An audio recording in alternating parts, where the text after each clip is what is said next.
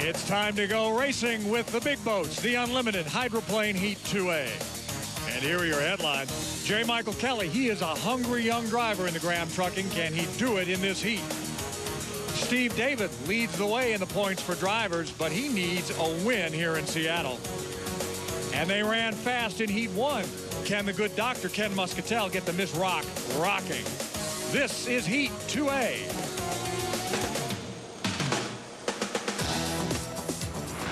Heat 2A of the Chevy Cup at Seafair is brought to you by IHOP, proud sponsor of Seafair.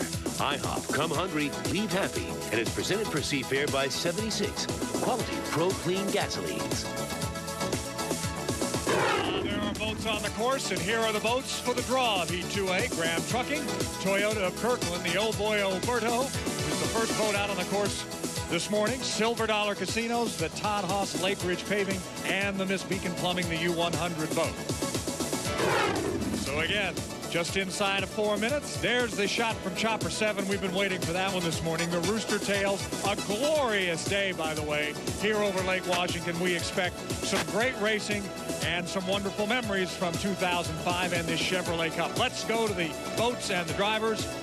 Take a look at who's competing here in Heat 2A. From the Graham Trucking team, of course, J. Michael Kelly, everyone high on him, a young driver and an old boat, Chip. Young driver, and what he needs to do here is just be very patient, learn something here. He doesn't need to win. He needs a second or third and to come out with some education. This is one of the boats that our guard Swanson will be following today. Guard. Well, Steve, you know what they're talking about down here in the pits is that this is a new boat. It has some control issues, and this baby wants to fly, and driver J. Michael Kelly says, you know what? I'm going to let it fly, especially in turn 1. We'll see what happens. See if he can keep it on the water. The U3 Toyota of Kirkland, that's driven by Jimmy King. The piston-powered boat skipped this race here last year. Is all forgotten and forgiven, Mike? This particular boat is also, all is forgotten and forgiven, but this particular boat is struggling a little bit. They had to do some patchwork overnight after a fast heat yesterday. We'll see if it all holds together. All right. The Old Boy Alberto, as we said, Steve David leads the way in the driver's standings. He was the first one out of the pits for this heat. He's got more experience than anybody on the beach, including Dave Gilwalk. He's wily and he's smart, and I think he's smart enough to know not to jump the gun here. And Bill Rocky, you talked to him earlier, seems pretty confident.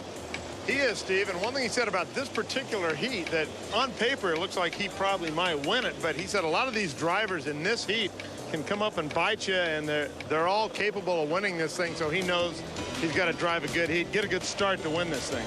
The U-25 Miss Rock, again, a pretty quick boat, fairly quick. Ken Muscatel still looking for that win, Michael. Came out testing this morning and went dead in the water, had a long tow back to the pit area. The guys didn't have much chance to put things back together again, so they're walking a little nervous right now. Nate, you've driven deck to deck with the good doctor. Yeah, I'll tell you, they had some problems last night. They took a U-bolt out of an axle of a truck and stuck it in there to hold the shaft log up. We'll see what happens out there. All right, U-99, the Lake Ridge boat. Now, this is the rookie, in fact, the invitee, Jeff Bernard. And is he going to be able to race side-by-side, Chip? Well, he is so much of a rookie that they're going to only allow him to start on the outside. They want him to get more laps under his belt before they turn him loose. So, again, he just needs to go out there and learn some more things. And finally, Greg Hopp needs to learn a few things about his boat because he did not start in Heat 1B yesterday. Yeah, the big goose egg, and so he's under some pressure to score some points here. That's supposed to be Leland's top boat here on Lake Washington of the three, and so far hasn't shown us much.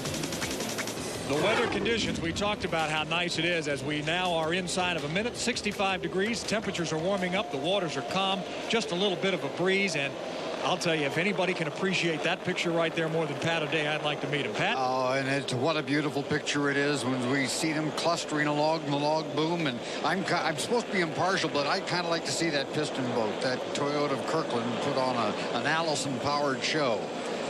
They're making their move to the turn, Chip, and they're all lining up pretty well. Boy, this is the first good lineup we've seen all weekend long. They are all right together and right where they need to be. I think we're going to see a great start here. Timing was excellent on this one. That's a bit of a surprise. We haven't seen that much all year long. Starting to ramp up the speed as they come through the corner now. Muscatel has the #1 lane. We will have the inside lane indeed, and J. Michael Kelly will be in lane number 2 on the outside. Steve David and the Old Boy Alberto, and it looks like both Hopp as well as Jimmy King a little bit on the late side. The rookie starting outside and behind as he is supposed to. Coming to the line now.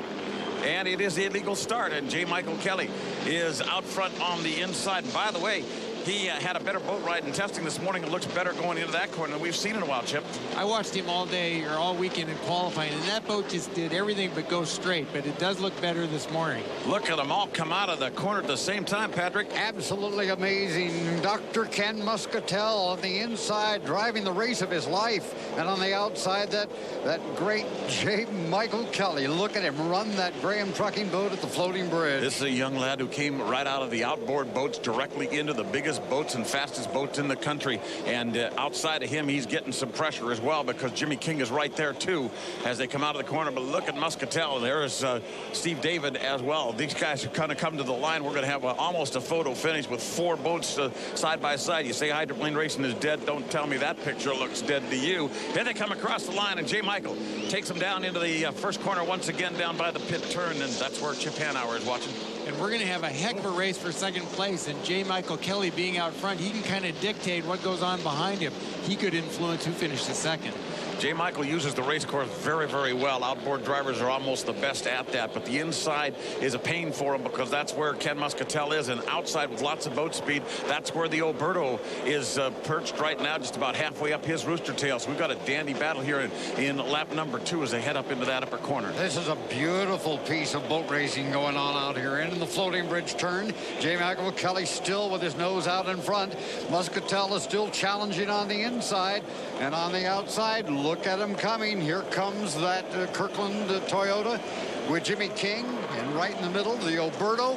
And look at this. They're encountering a little traffic there with Greg Hoppes. You see a couple of boys have to go around both sides of him, but J. Michael Kelly across the line still, when he flies that boat, hops in and does a little bit of porpoising of that race boat as he goes into the lower corner, but he still has command of the race, and he's driving it just like he should. And what you saw there is not what we call getting too much air under the boat. The boat did what we call rattling up. It landed on the front of the sponson, and it bounced up as opposed to getting too much air under it. All right, here on this backstretch is where the old boy or the Silver Dollar are going to have to make their move, Pat. It looks like on the outside, the Toyota of Kirkland is trying to overhaul him, but I think J. Michael Kelly is going to be able to pull it off.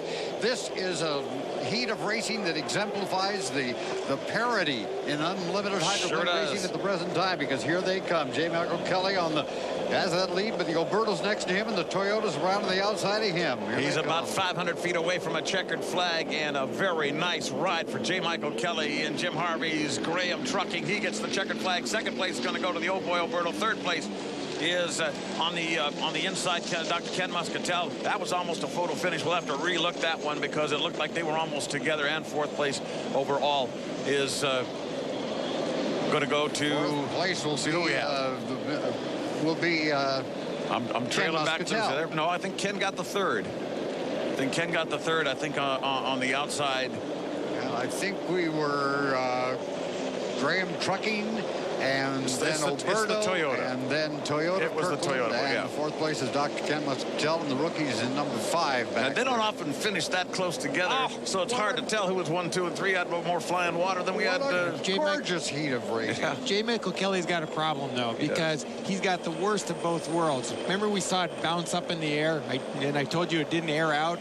Well, he got around the corner, and then he went up towards the north turn, up towards the floating bridge, and then it did get aired out. So he's got the worst of both worlds. I mean, if he tries to run the boat flat, it bounces up in the air, but if he tries to fly the boat over the top of the water or over the top of the waves, it wants to blow away on him. So they've got some work to do to get that hull competitive to run with the Elam. And they've got to decide how they're going to do it. Are they going to fly or are they going to go flat? Because you got to do one or the other. If you're not going to do one or the other, then you're going to get yourself in no man's land. Exactly, Mike. Well, there you see the Graham Trucking boat right now is dead in the water after a great run.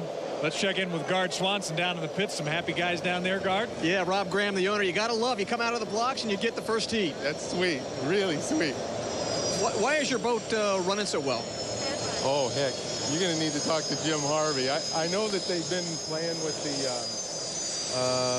fuel stuff and something on the wing, but, you know, I'm not real savvy about the boat stuff. I'm just rooting for them. Well, you're a big sponsor. You got to be happy. I'm real happy. I couldn't be happier than that. All right, we'll grab J. Michael Kelly when he gets out of his craft. We'll be right back. Okay. Guard, thanks. He may be a while before he gets into you because he's going to need a tow. And in fact, here comes the canopy up, Chip. And that's not a very good feeling out there. Even though you've won, it's not a great feeling to have to get the tow back. Well, and the crew is full of, you know, questions now. It's like, what's wrong with the boat? And the other thing it's doing is cutting into their time to make the changes that they want to make for the next heat. So they could lose 30 minutes here, which is really important. That was, though, gentlemen, out there at the start-finish line. And, Pat, I think you said it best. Whoever said that this sport is dying, there was some great racing and exemplified by the fact that we're still efforting the exact finish there, the third and fourth finish. Steve, you know, Bernie Little was the best thing that happened to this sport, but in a sense, he was also the worst thing because he was an intimidator. His boat was always superior, and now look at the parity that the sport enjoys. Look at that heat of racing. Look and you're looking at the third and fourth. There's the line. Now watch the two boats there on the left-hand or right-hand side of your screen. Those two guys are so close together. I couldn't tell which one was second and which one was third. They had a great battle going. Look at that. It's a photo finish. I would have to give it, I think, to the outside guy, which looks like it was the Toyota, but we can't be sure of that. At this point, we can't. We'll wait for the official scoring here. But Jimmy King has been driving very, very well also, and he has that Allison-powered boat well positioned. You know, one of the talking points that Chip had about what drivers have to do, Jimmy King is doing exactly that, Chip, as I'm sure you'll agree. He's positioning the boat to be in a place for the final heat to be able to run for the marbles. He's got to be inside. All right, Nate Brown down in the pits. Nate. Hey, but you know what, Ken? Inside lane's where you had to be. What a great race on the inside. It was great. The boat still hops and bops a little bit down the straightaway, but it goes through the corners hard, and you know, you just got to be willing to do it. And it was a great race, and I didn't realize we had so many boats on the outside. It was wonderful. I really enjoyed it. Well, great job, Ken. I appreciate it, Nate, and go out and do it next time. Back up to you, Steve. Bill Rocky is with Steve David, another one of those drivers who came up and drove a terrific race today. That's right, Steve. That was a great heat. Oh, man, that's what boat racing's all about. The Alberta was running good, and Graham Truck was running good. Muskie was up there, and Cooper. That's what we've been promising the fans, and hopefully we're delivering on that. I saw you give a thumbs up over there to the U3. Jimmy is a great driver. We love running against him. I raced against him for like 30 years, and that was just great boat racing. If he was inside, he had me. But Alberto loves being where it was, and we're just working towards getting that final. And then we got a few more Alberto secret spices to put in that thing for the final. All right, secret spices. Yes, sir. All right. It's back up to you, Steve. They're running on pepper sticks, but they're running well in the Alberto. Here are the unofficial results. Remember, they have to take those little black boxes out of there and check for fuel and all the rest. But here are the unofficial results. Graham Trucking, the old boy Alberto gets in there for a second. Toyota of Kirkland just sneaking up a hair across the line in front of the Silver Dollar Casino. Then comes the Lake Ridge Paving, and the Miss Beacon Plumbing brings up the rear. What a great race, Heat 2A. Heat 2A of the Chevy Cup at Seafair has been brought to you by IHOP, proud sponsor of Seafair. IHOP, come hungry, leave happy.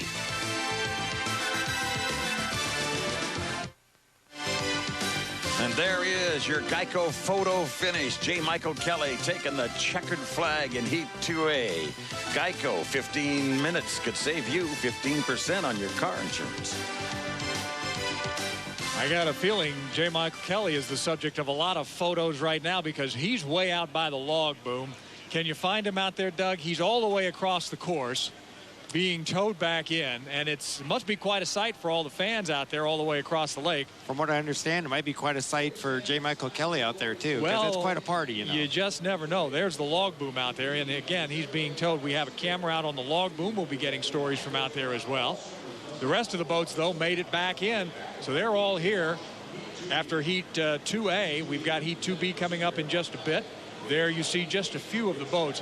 When we say there are going to be a lot of pleasure craft out here today, folks, I want to tell you that after the Blue Angels fly, they have to keep much of this course open underneath for the Blue Angels. Once the Blues are finished, they open it up, and the boats will come from on the other side of the Mercer Island Floating Bridge, and they will come like the Conestoga wagons traveling across the state of Oklahoma. And it will be quite a sight. Guard Swanson down in the pits. Back to you. You got to love coming out of the blocks like that in heat. Well, we've had our share of problems this morning and yesterday on adjustments, and the U2 Graham Trucking kind of showed them a short way around the race course. Mike got a terrific start as he's done all year. You guys are out on the water still getting a tow in. Do you know what's wrong? Well, we think it might be a mechanical motor, so we're getting another motor ready to go in the boat. But Normally he would have driven it back. Something's happened. We don't know what it is until we get here. Is that because no communication right now? Well, he's unplugged his harness and he's out of the boat, so we've lost the radio communication. Kind of before the race, everybody thought, hey, you know, this boat's got some speed to it. You got to be happy with that. Well, we've had good speed all year long. We were the fastest boat in Detroit in the Gold Cup, second fastest last week in Tri-Cities, and the boat's running. It's showing its potential right now. Well, you know, you weren't the favorite coming in. You kind of like hanging back in the weeds a little bit, ready to pounce. We're definitely in the weeds. You know, we'll see if we can pounce. Good luck the rest of the day. Thank you very much. All right. That was Jim Harvey. And they do have a lot of work to do, because if, in fact, they've got a motor to replace, who knows how that's going to react, especially after it ran so well in Heat 2A. So there you see it. The cranes ready to lift the boats into the water for Heat 2B. When we come back, we'll go back to racing as they bring the Graham trucking boat back in. There you see the Unlimiteds are set for Heat 2B, and we'll be back right after this.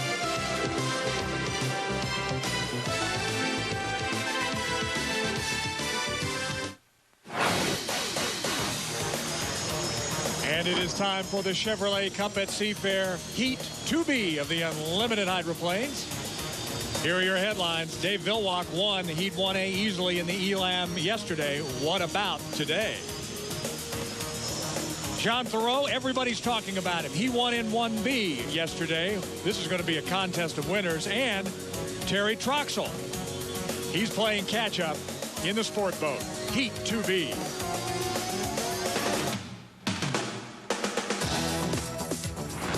Heat 2B of the Chevy Cup at Seafair is brought to you by Oh Boy Oberto Beef Jerky.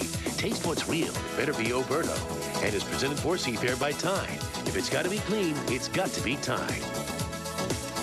And here is your lineup. The draw for Heat 2B. And the U5 sprayed a little fire out the tail end as it was leaving the finger pier a moment ago. Aboard is Mike Weber, and Chip, he was number 3 yesterday in his heat. What does he have to do today? Now, I take that back. Let me go through the rest of the draw first. Lumar Window Film, followed by the Windermere Sport Boat, Elam Plus, and Miss Thriftway. That's your lineup. Here are the boats out on the course.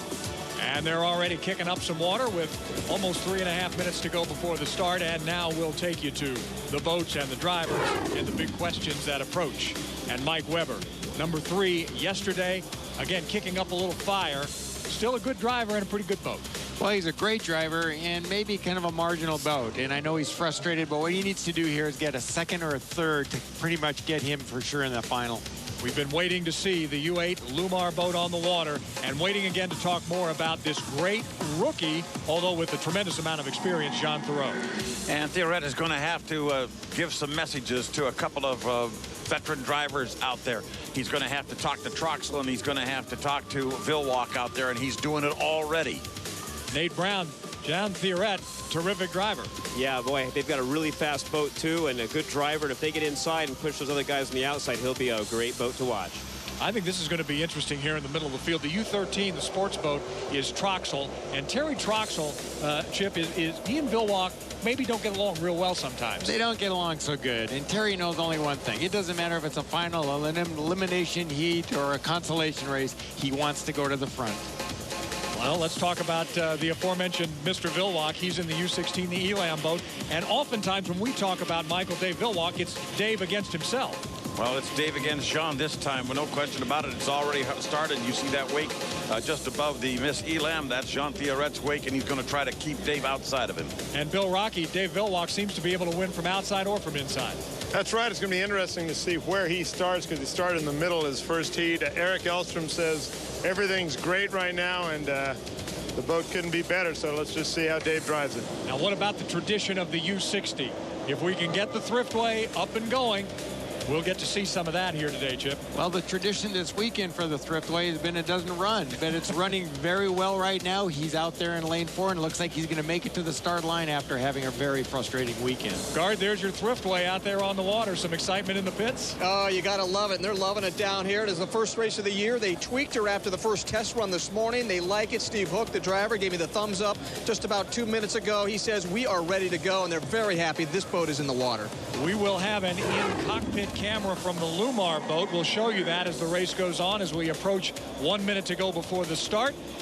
There is the course. The weather conditions continue calm and 65 degrees. And Pat O'Day, your thoughts?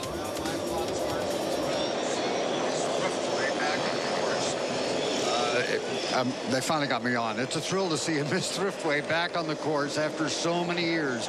And now the gamesmanship in the backstretch in front of the log boom, as they all want that perfect position, and they all have had a rather different approach to getting started on this heat. They're at the 45-second mark. What do you think is going on? Somebody just flamed out there. That's the Thriftway that just got snuffed out. Theoret has been working on the Elam boat, and he just pulled a dicey perfect move on him. A great move on the inside on Dave Villwock, and he's still working with that. But Villwock is going to actually have the number 1 lane, but Theoret, or the number 2 lane rather, Theoret on the number 1 lane, and Chip Hanauer, he really put a move on him right then. He did, but I don't understand why they're trying this hard in this elimination heat and showing all their moves. But I think this is going to be a barn burner of a race. This one's going to be all elbows. Watch this. Down to the start finish line. All right, Villwock got trapped. He got trapped. He got moved to the outside. He got punched. That's exactly what Theoret wanted to do to him, and he did it. He down to the him.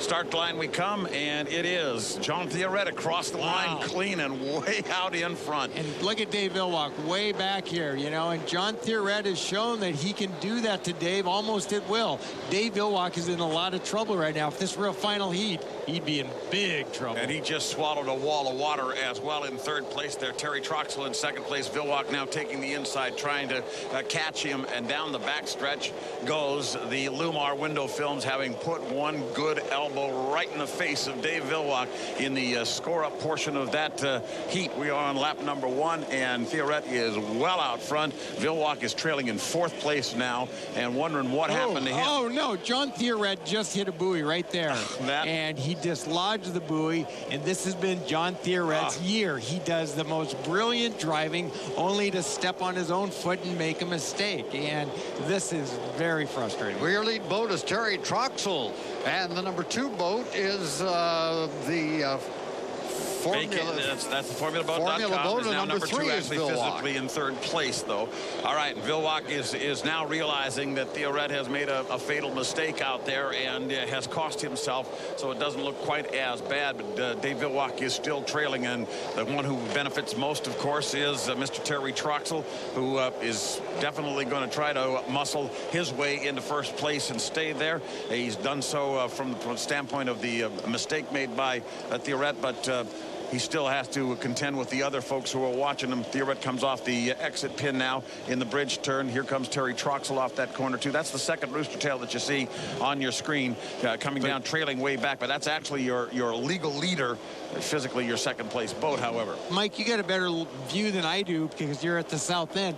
The buoy that he hit looks like it's still there as a buoy. Now, the rule says you can hit the buoy, but you can't dislodge the buoy. If the buoy remains where it was, then there's no penalty. What does the buoy look like to you? It does not appear to be drifting offline at this point, so we may still have Jean Theoret, and he's still driving like he owns this place. There's the buoy we're talking about. It does not appear to have gone off course. If we take the aerial look now as we arc through the corner on the north turn side, we'll be able to see what's going on with that.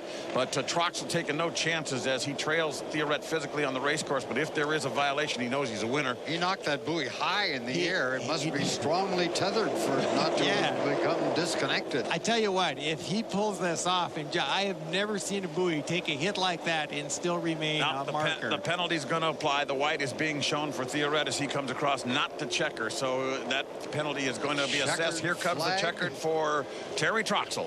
You know, I would argue that, you know, I mean, unless there's been a big rule change, the rule is if the buoy remains a marker and you don't dislodge it, you can hit it all you want. You know, this John Theoret, it's just been the story all year long. He does these brilliant performances. I mean, I think you're seeing a guy emerge here that's going to go down in history as one of the great ones, but he keeps shooting himself in the foot. But in the meantime, he won the Gold Cup in Detroit, and he has won Heat 2B here on Lake Washington. Terry Troxel in the Sports Boat Northwest. And Dave Villwock, my gosh, Dave Villwock You know, Dave has been very lucky since he's come back that he's in the fastest boat, because to be perfectly honest, Dave really hasn't driven all that well. We may also have a penalty, speaking of Dave, for a 1 minute, missing the 1 minute score up marker. That's a possibility, we're being told, that Dave is driving rather aggressively, trying to get by everybody to see if he can't get scored here before this is all over. He's still racing. It looked to me, Mike, that he was also off plane. The rule says that you can't go off plane. And Chip, let's look at that buoy up there, doesn't it? He's coming around the corner, and it isn't there. It's not there. It's moved away. So it was struck. It was dislodged. Chip, I'm sure you observed it, but you know, a combination of Theoret and Terry Troxel just snookered Vilwalk big time right there at the start. And that doesn't happen to Dave very often. Well, it has been happening a lot this year. I think Dave's had some sleepless nights, because when he's run into this John Theoret character, it's been something that he hasn't had to deal with in a while. And Terry Troxel, you know, Terry Troxel is the playground troublemaker. He's just the guy that's always, you know, kicking sawdust in the other kids' faces, and that's just Terry. He just loves to race. And he did that back at the Gold Cup. He was, you know, whining through the pits about, you know, I can only get a third place. I can only, and then in the final heat, he had some stuff, and he knew he had it, and he unleashed it at that time. You know, a little earlier, I said that Bernie Little was the best and the worst thing that happened to the sport. When I say the worst thing, you understand he was the intimidator, but now there are 11 boats out there, and all of them think they have a chance of winning that Chevrolet Cup at Seafair. Well, they all believe they hopefully we're going to get a shot of this buoy, because it's a really interesting hit, Mike. You have a better shot than I did, but it looked to me like he hit the buoy. The buoy went straight up in the air, and I assumed it was gone. But, you know, next thing I knew, I still see a buoy there. Well, here he comes. He comes off the corner. We're talking about that yellow buoy. John Theoret now tightening up, and he's just going to swallow it between the pickles. Oh, boom, up in the air it goes. But it stayed. Now, if it comes down and lands where it was and it stays put, there's no actual penalty. But I can't believe you can hit a buoy that hard and have it come down in the right place. Yeah, it's going to be pretty difficult to do that. And as we look at it, it did come back down again, but it appears as though it may have pulled out of line. It is not proper in the arc right now, and that would have been a dislodge. Well, all the boats have now come back in. Nate Brown is in the pits, and we're going to sort this all out, because there may be a number of penalties, and guys who drove great at one point may not finish where they thought they were going to finish. So let's go down to Nate. Hey, thanks, Steve. I got the owner here for Terry Troxel, Dave Bardish, and you won the Gold Cup. You bought the boat, what, a month and a half ago. Now you want to heat at Seafair. Wow. Hey, this is great. I can't believe it.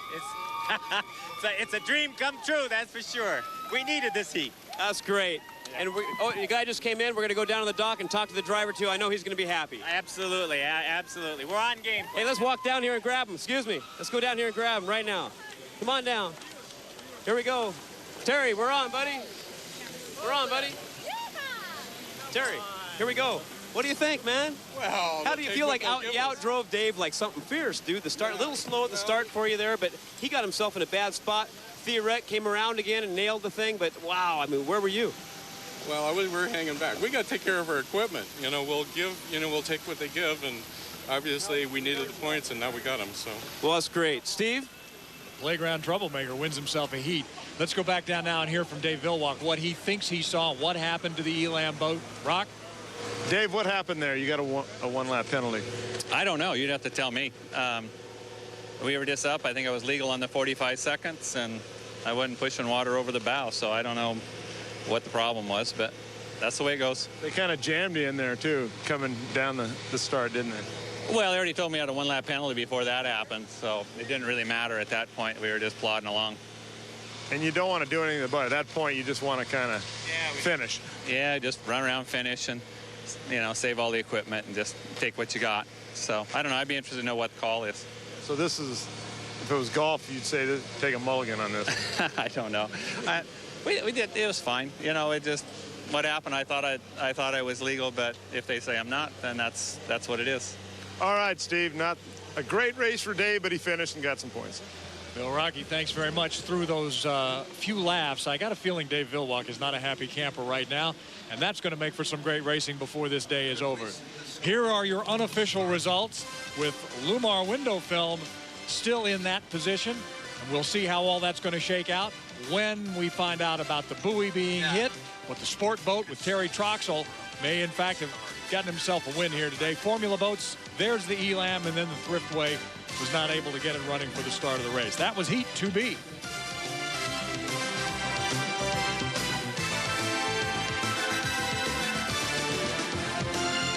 Heat 2B of the Chevy Cup at Seafair has been brought to you by Oh Boy Oberto Beef Jerky. Taste what's real. It better be Oberto. And presented for Seafair by Tide.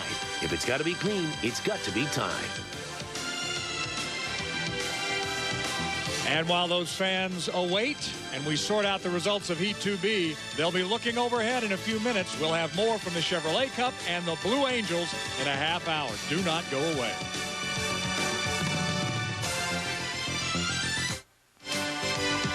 Terry Troxel letting the race come to him. Your winner of Heat 2B. And here's your Geico photo finish. 15 minutes could save you 15% on car insurance. Mike, thanks very much.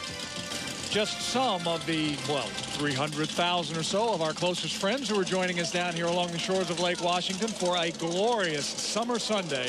It's just the biggest party in the world, or at the very least here in the Northwest. It's called Seafair. You've watched two heats already today, heats 2A and 2B, awaiting the official results, though, of 2B, and it could take just a little while to sort all that out as you're looking at the Stan Sayers pits across from Lake Washington and the log boom. Again, a lot of boats out on the boom, but a lot more are going to be, and you don't even need a boat. If you bring your own inner tube, you can sit out in that nice cool water and watch. We have part of the air show and demonstrations going on and more to come as we await the rest of the heats for today. And of course, as we said, in about a half hour or so, the Blue Angels. You know, I was talking about boats being off plane. Yes. And that's a rule. And by off plane, they define that as that water cannot be coming over the deck of the boat. And I think we've got a shot coming up here. Yeah, let's watch the score up here. This is the Elam on the back chutes as she was getting ready to score up. Now we're inside the 1 minute period of time. Now by the water coming over the deck, see, if we see water coming up over the sponsons here, running over the back of the boat, he's off plane. So you be the judge. Like that. Well, it's still close. Get the rule book out and kind of whack it a couple of times. Now I would say he's off plane. He's slowing down. See the water right here.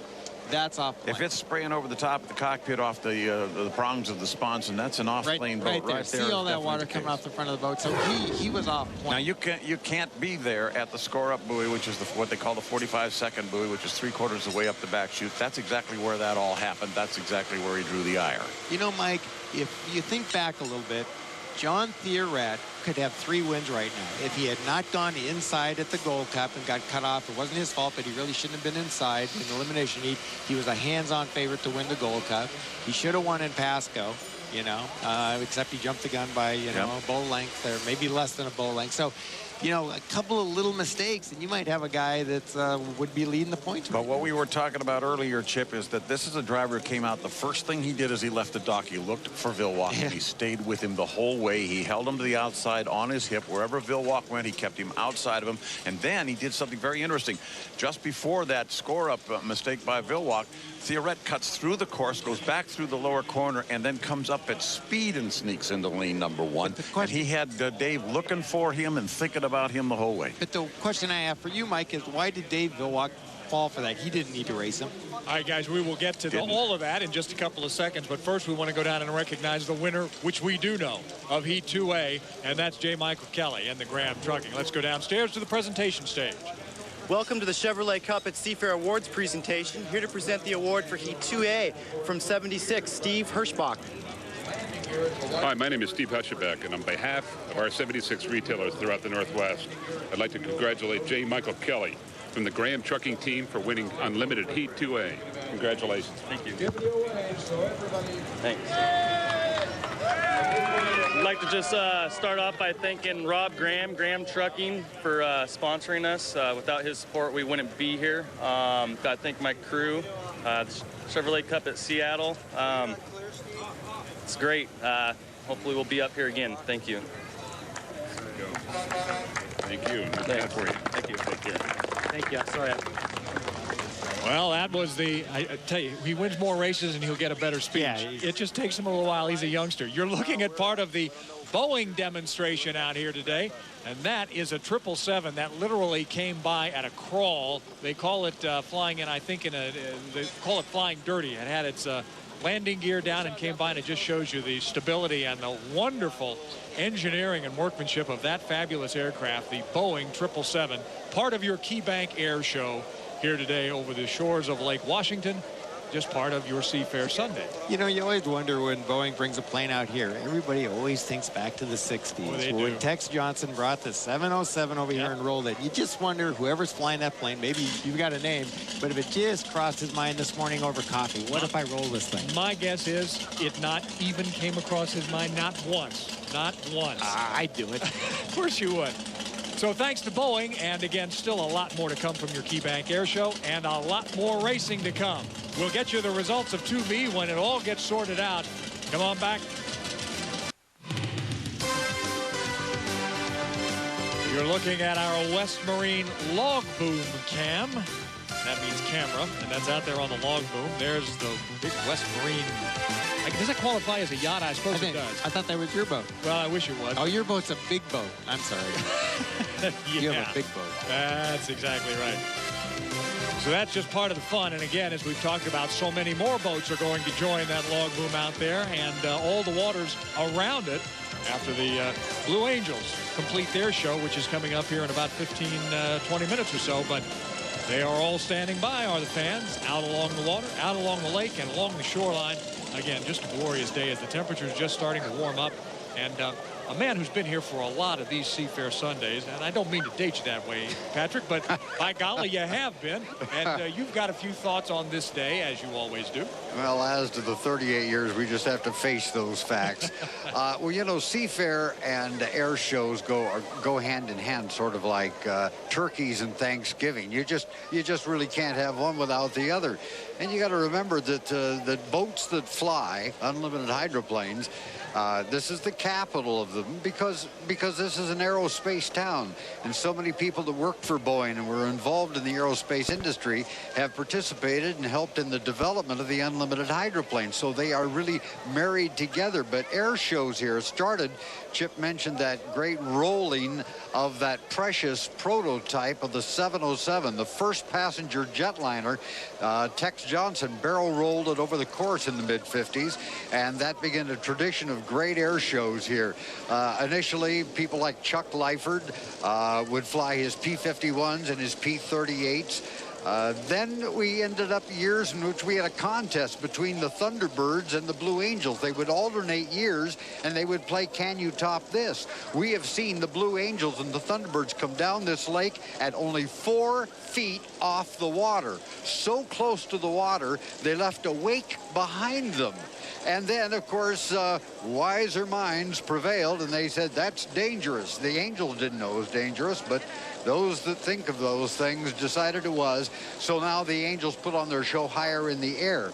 There was a time when the boats would be all over the lake watching the Angels. Now the boats clear out of the center of the lake, and they close the floating bridge. I guess the logic being that it's easier for a Blue Angel to hit a boat than a house. Nevertheless, Angels and Thunderbirds and air shows are a critical part of this great event here on the lake. And boats that fly and planes that fly, that's what this deal is all about. Thanks, Steve. Patrick, anytime. And there's a few fans flying as well. And by the end of the day, even more so. By the way, you saw a live picture just a moment ago. Those were the fabulous Blue Angels as they were lined up at Boeing Field getting set. They will be rolling out shortly, and we'll be watching that. Meantime, we're going to go live out to that log boom out there where there's so much fun, so much partying going on. We had to send Richard Thompson out there. Richard? Oh, you know, if there's going to be a party, I want to be invited. And this is obviously one of the biggest parties that we see out here in Seattle all year long. You can see some kids up there on that boat dancing, having a good time. But it's not just young people out here. We've run into folks that have been out here for more than 60 years coming to Seafair, having a good time out on the water in the log boom. Lots of families out here barbecuing, swimming in the water. And we decided today to go ahead and just ask a couple of folks, what does Seafair and being out here on the log boom mean to you? It's pretty awesome. This is the first time I've been here, and first time I've been to Seafair, so I'm from Oregon. So I'm staying up with my buddies back. Pretty awesome. Well, this is my 21st Seafair, so it's going pretty good. I'm glad my buddies came up with us. Actually, this is our first year on the boom, so we're just enjoying it, waiting for the Blue Angels, and just rocking the hydros. It's sun, it's family, it's friends, it's excitement. The chance of disaster always brings people out. We come every year. It's my favorite time of the year. And I'm moving to New York, so I'm trying to get my last bit of Seattle here. And it is always noisy out here on the log boom too, Steve. We do not need the Blue Angels to barely be able to hear ourselves talk. You can hear we got the music going on behind us here. Everybody, of course, is gearing up for the Blues. We're going to be up close and personal right at the center line as they give their show. We'll be back with a little bit of that a little bit later. For now, back to you. Richard, we look forward to your reports as well as the Blues coming up shortly. Meantime, we do know who won Heat 2B, and let's go to the awards presentation stand for that. There you see it's Graham Trucking, Oh Boy Alberto, Toyota of Kirkland, the official results of that's Heat 2A. But we'd like to get, we'll get down to the presentation stage for the winner of Heat 2B. Welcome to the Chevrolet Cup at Seafair Awards presentation. Here to present the award for Heat 2B from Procter & Gamble, Joy Mead. Thank you. On behalf of Tide and the fine independent retailers of Western Washington, we'd like to congratulate Terry Troxel and the Sports Boat Northwest team on winning Unlimited Heat 2B. Congratulations, Terry. Hey, thanks very much. Sports Boat Northwest, thank you. Dave Bartish, our owner, great owner. This is his third race.